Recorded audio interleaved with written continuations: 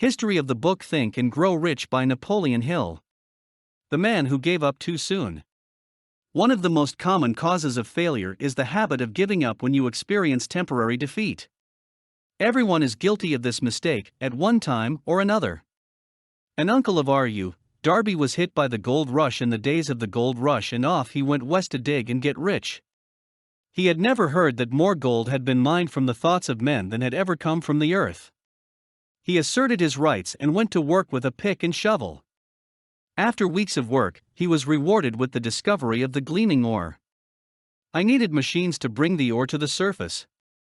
Without fanfare, he covered the mine, retraced the footprints that led him to his home in Williamsburg, Maryland, and told relatives and some neighbors of the find. They collected money for the necessary machines and sent them by ship. Uncle and Darby went back to work at the mine. The first ore car was mined and sent to a foundry. What came back demonstrated that they owned one of the richest mines in Colorado. With a few more loads of ore, they could settle their debts. Then came the huge profits. The rigs penetrated the earth while raising the hopes of Darby and his uncle. Then something happened.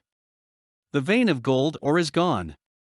They had reached the end of the rainbow, and Duro's pot was no longer there. They continued to drill, trying desperately to find the vein again, all in vain. Finally, they decided to give up. They sold the machinery to a junkyard dealer for a few $100s and took the train back. The owner of the junkyard called a mining engineer to examine the mine and do some calculations. The engineer concluded that the project had failed because the owners were not used to failed lines. His calculations showed that the vein would be found just 3 feet from where the Darbys had stopped drilling. That's exactly where they found him. Junkyard Man pulled millions of dollars worth of ore from the mine because he was smart enough to seek expert advice before giving up. Success one step beyond defeat. A long time later, Darby recouped the loss, by a large margin, when he made the discovery that desire can turn to gold. The discovery came after he entered the life insurance sales business. Remembering that he had lost a huge fortune by stopping 3 steps from gold, Darby profited from the experience, in his work, by the simple method of saying to himself, "I stopped 3 steps from gold, but I will never stop because men they say no to my request that they buy life insurance." Darby became part of a small group of men who sell over $1 million annually.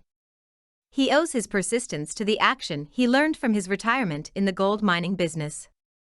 Before success comes in any man's life, he is sure to encounter many temporary defeats, and perhaps some failure. When defeat overtakes a man, the easiest and most logical thing to do is to give up. That's exactly what most people do.